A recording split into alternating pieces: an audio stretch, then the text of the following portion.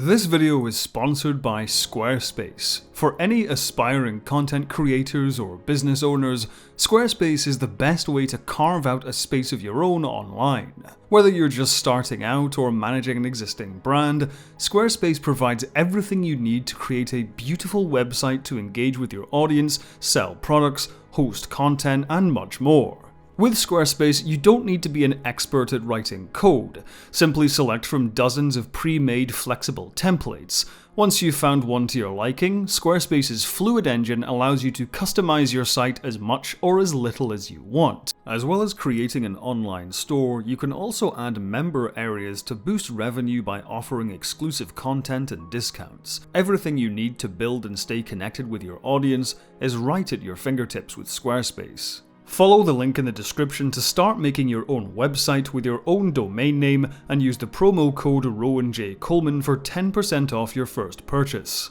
Thank you once again to Squarespace for helping me keep the lights on over here. And now, on with the video. There's a commonly held belief in film discourse circles that blockbuster movies are inherently dumb or they somehow have less artistic merit because of their intended mass appeal. This is a notion I fundamentally disagree with. In my opinion, all types of movies have their own individual artistic merits, no matter what kind of audience they're intended for or how big their budget is. When it comes to blockbusters, especially action-packed science fiction or fantasy blockbusters, I feel as though their own unique merits are often unfairly dismissed. There is an artistry to large-scale action sequences and an intelligence in selecting recognizable universal images and symbols. One film which demonstrates this exceedingly well is Roland Emmerich's 90s hit, Independence Day.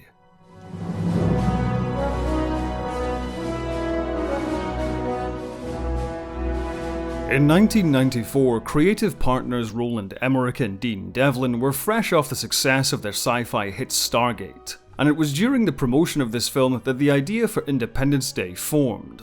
While on the press tour in Europe, a reporter allegedly asked Emmerich about his opinions on the existence of alien life.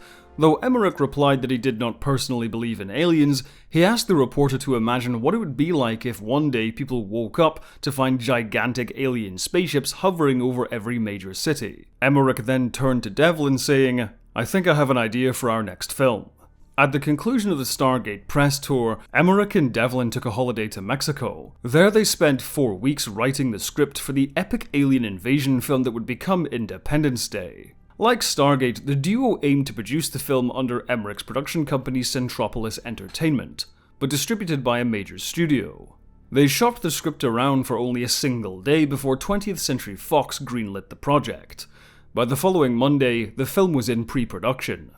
After getting the go-ahead from Fox, Emmerich brought on board several long-time collaborators. Cinematographer Carl Walter Lindenlaub, who had shot Emmerich's films Stargate, Universal Soldier, and Moon 44, production designer Patrick Tatopoulos, who had also worked on Stargate, and visual effects supervisor Volker Engel, who had worked on Universal Soldier and Moon 44. Emmerich and Devlin's vision for the film was truly epic in scope.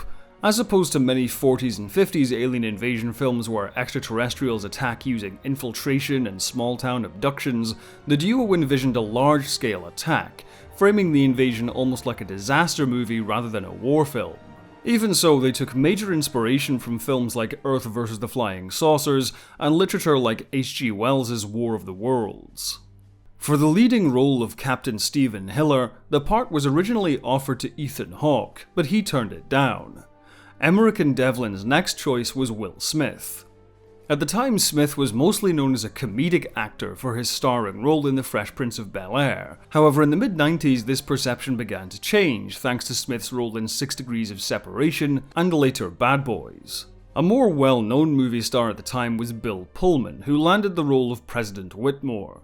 However, like with Smith's role, Pullman's casting also broke with his usual persona. At the time, Pullman was more associated with comedies like Spaceballs and While You Were Sleeping, as opposed to sci-fi action flicks. Completing the central trio of main characters was Jeff Goldblum as David Levinson. Goldblum was of course a major star at the time, known for his roles in The Fly and Jurassic Park. Independence Day in general had a very large ensemble cast of characters, including veteran of stage and screen Robert Loggia as General Gray and equally as experienced comedy actor Judge Hirsch as David's father Julius Levinson. Sci-fi fans will recognize Star Trek's Brent Spiner as the eccentric Dr. Oaken and a pre-Battlestar Galactica Mary McDonnell as First Lady Whitmore. Dr. Oaken was named after visual effects supervisor Jeffrey Oaken, who had worked with Emmerich on Stargate. Because McDonnell was best known at the time for her Academy Award-nominated role in Dances with Wolves, her agent initially dismissed the script. When McDonnell asked about the project and was told it featured 15-mile-wide alien spaceships, she signed on almost immediately.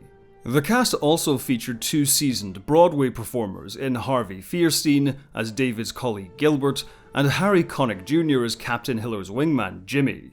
Rounding out the cast was Vivica A. Fox as Jasmine, Margaret Collin as Press Secretary Spano, a pre-Little Miss Sunshine Mae Whitman, and a pre-conspiracist lunatic Randy Quaid as Russell Case. Filming began on the 28th of July 1995 at various locations around New York, Washington DC, California, Nevada, and Utah. The film's budget was quite large at $75 million, but not quite as expensive as other major blockbusters at the time, which frequently surpassed $100 million. As a result of this tight budget, sets were constructed at the Hughes Aircraft Complex in Los Angeles, founded by aviator and filmmaker Howard Hughes, rather than a dedicated studio. The complex also housed the visual effects department's miniature construction and photography unit. At first, the US military was interested in lending their assistance to the production, but pulled out when Emmerich and Devlin refused to remove the Area 51 content from the script. The exterior of Area 51 was shot in Utah at the Bonneville Salt Flats. When it came time to film President Whitmore's famous speech, Devlin and Pullman added in the final line at the last minute.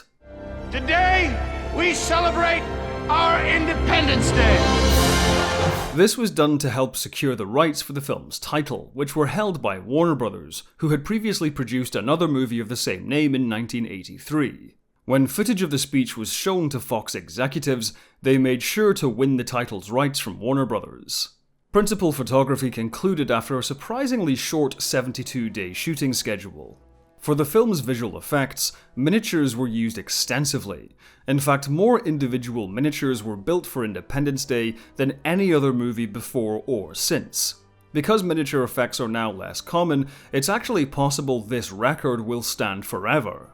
For the city destruction scenes, in order to create the effect of the fire rolling sideways across the landscape, the visual effects team mounted each city miniature on its side. Therefore, when the explosives were detonated and the fire ascended up the miniature, from the camera's perspective, the fire would look as if it was moving sideways. For the famous White House destruction shot, members of the press were actually invited onto the stage to watch the explosion being filmed. When you start to come down to that 10-minute mark, everybody's very concerned because, of course, there's hundreds and hundreds of hours, tens of thousands of dollars, and what we really want to do is make sure that we just don't stub our toe at the last moment. We really only want to do this once. Roll cameras. Roll cameras, please.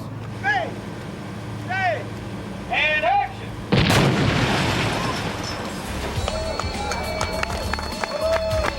Digital effects were also used for compositing practical elements together, and CGI was used in the aerial battles. Because of the enormous scale of each sequence, it was impractical to animate all of the planes individually. Therefore, new software had to be written which could simulate the jets and alien fighters en masse. The score was composed by David Arnold, known for his work on the James Bond series and for composing the Stargate score. The Independence Day soundtrack used a 90-piece orchestra and 40-person choir for a suitably epic feeling. Arnold took major inspiration from the likes of John Philip Sousa and Aaron Copland for an American-style sound. Dean Devlin later said of the score, "You can leave it to a Brit to write some of the most rousing and patriotic music in the history of American cinema." The initial cut of the movie had an ending where Russell Case actually flies his crop duster biplane into the final battle. Test audiences, despite liking the movie overall, responded poorly to this ending as being far too unrealistic. Therefore, reshoots took place to put Case into a military fighter jet instead, and the final cut was locked. Independence Day was released on the 3rd of July, 1996.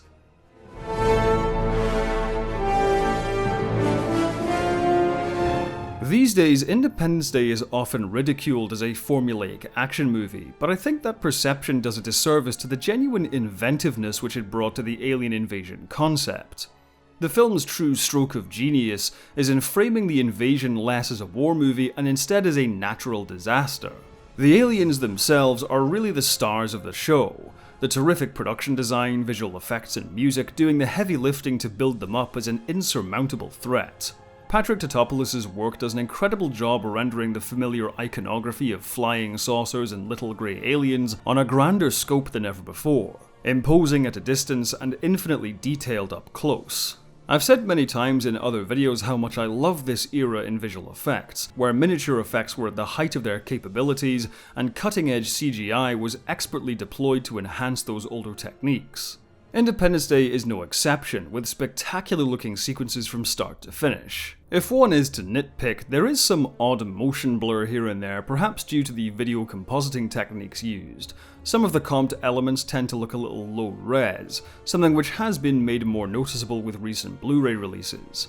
It's by no means a deal breaker though, and for the most part the city destruction and aerial battle scenes are outstanding. David Arnold's music for Independence Day is easily my favourite score of his. Every score carries a movie to some degree, but Arnold's work on Independence Day gives the entire movie wings. His use of haunting brass and heavy strings perfectly captures the existential horror of the alien invaders, contrasted beautifully with the Sousa Copeland-inspired human themes which are equal parts uplifting, energizing, and heroic. It's scores like Independence Day which really highlights how dull a lot of modern action music cues are. Arnold's music infuses every disaster piece and battle sequence with heaps of drama and extravagance.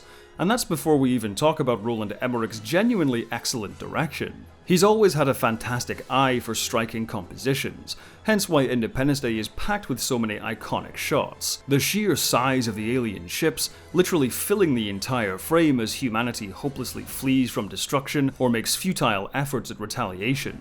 In general, there's also a great sense of pacing and clear geography with every action set piece. The tension is always drawn out to its fullest before breaking into the various chases and dogfights, which continuously escalate for a breathtaking climax. Outside of the big set pieces though, Emmerich's direction takes on a more classic feel, with many robust walk and talks and Spielbergian wonders. There's an elegance to it all which allows the cast to really shine. Independence Day is very broad and cliched in many ways, which is why it's all the more notable when it isn't, and this is most apparent among the cast. Will Smith's star-making performance seems like standard fare now, but it really broke with tradition at the time. Not only does Smith look and sound like a ready-made action hero, but he also injects his unique brand of humor to resounding success. Welcome to Earth. That's what I call a close encounter. Meanwhile, David, the typically nerdy computer expert, is played by Jeff Goldblum, who brings his signature style of oddball hunkiness to a usually trite role. It's a shame he and Smith share such little screen time as they bounce off each other incredibly well. You really think you can fly that thing? You really think you can do all that bullshit you just said? And then there's Bill Pullman's President Whitmore. At first glance, he looks the part as a strong wartime leader, but Pullman is surprisingly reserved, even laid back in his performance. He's introduced not in the Oval Office barking orders, but chilling out in his dressing gown, shrugging his shoulders as he's ridiculed in the press. Whitmore seems less like the president and more like the orphan child Oliver asking, "Please, sir, I'd like some more." That's clever. It all serves to humanize the character to a surprising extent, making us really feel for the guy when he loses his wife. Is Mommy sleeping now? Yeah. Mommy's sleeping.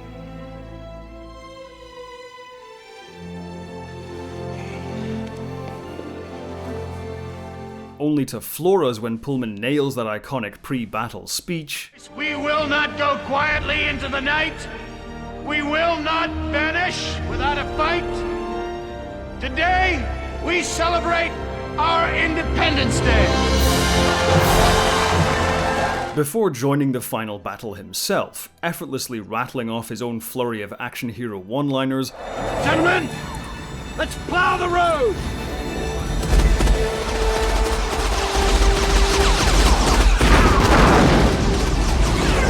and rocking some aviator sunglasses.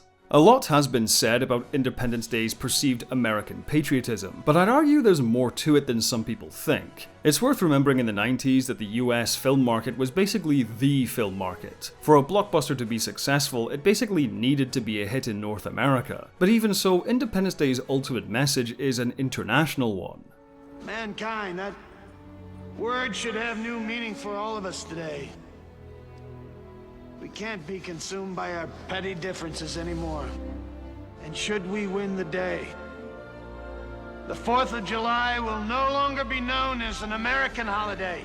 Now, it's true the other nations of the world are basically caricatured to an absurd degree, but then again, I think modern audiences would see the film's portrayal of the US itself as being caricatured. Ultimately, it says something that humanity defeats the invaders at the end by all nations working together. I'm not going to pretend Independence Day has a secretly deep meaning or anything, but the reasons it was and still is such a crowd pleaser, such a cultural touchstone, reached so many people, was not because it was dumb or overly patriotic.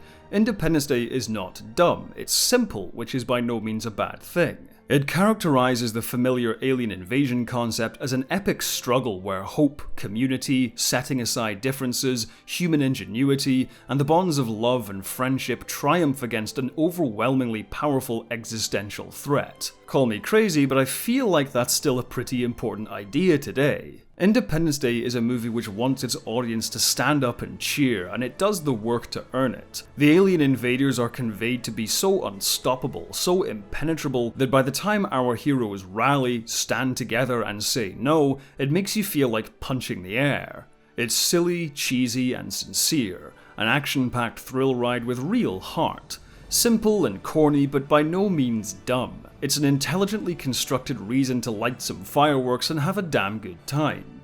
Independence Day is not only not dumb, it is awesome.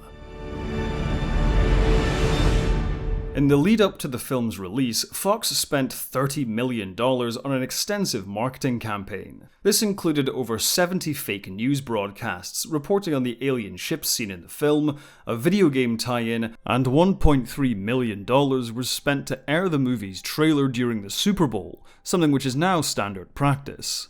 While it was met by mixed reviews from critics, Independence Day topped the box office in its opening weekend. It went on to gross $817 million worldwide, becoming the second highest grossing movie ever at the time behind Jurassic Park. It won the Academy Award for Best Visual Effects and received a Grammy for its score. It also went on to become a huge hit on home video, with releases on VHS, Laserdisc, DVD, Blu-ray, and 4K Blu-ray. These home video releases also came with an extended director's cut of the film, which adds 8 minutes of footage. Most of this extra material, however, is pretty unnecessary, mostly adding more humour and extending a few action beats. While it's nice to have the option, the theatrical cut is still the best version of the movie. Talk of a possible sequel went on for years, but it wasn't until 2016, 20 years later, that Emmerich and Devlin re-teamed to make Independence Day Resurgence. Unfortunately, this film failed to replicate the original's success, meeting a negative reception from both critics and audiences, and underperforming at the box office. While there is some interesting world building and some solid action sequences, ultimately Resurgence feels like a weaker version of the first film. The original practically reinvented the blockbuster movie, making well-worn alien invasion tropes feel fresh again. However, Resurgence feels like a movie stuck in the 90s or early 2000s at best. This is a sentiment which I think applies to Roland Emmerich's more recent work in general. I think 2012 was basically as far as anyone could take the disaster movie genre, and yet Resurgence, Moonfall, and Devlin's own Geostorm still fall back on the tired disaster movie tropes which they helped popularize. Ultimately, Resurgence just didn't bring enough new to the table, and despite a great trailer, there didn't seem to be much interest in the film when it came out. Personally, I found Resurgence to be okay at best, But I still think Emmerich is a talented director, and the fact he's still managing to make big-budget original movies is quite admirable. Even though I have a soft spot for Stargate: The Day After Tomorrow in 2012, Independence Day is comfortably Emmerich's best film. It's very much a film of its time, but the craft of the movie is what holds up. Just as every adventure film is compared to Indiana Jones, and every dinosaur movie walks in Jurassic Park's shadow, Independence Day remains the definitive alien invasion film. Not because it appealed to the lowest common denominator, but because it's a genuinely well-crafted sci-fi action romp which aims to uplift its audience, and in that respect it hits the bullseye. If ever one wishes to sit back and relax with a big bowl of popcorn and just have fun with a movie, then Independence Day will always be an ideal choice. Thank you for watching. If you like my videos, be sure to like, subscribe and share to stay up to date on all of my new uploads. If you want to help the channel grow, jump over to my Patreon where you can see videos early, uncut and ad-free. Speaking of which, I'd like to say thank you to all of my patrons and members now appearing on screen, with an ultra thanks to Stacked, Tom, Dusk, Colin Camille, Patrick Fleming, Will Martin, Matthew Camille, Ed Mark Starr, Dylan Thomas, Lilac Yane, Howard Craig Akervik, and Caging G. Have a good one, and as always, live long and prosper.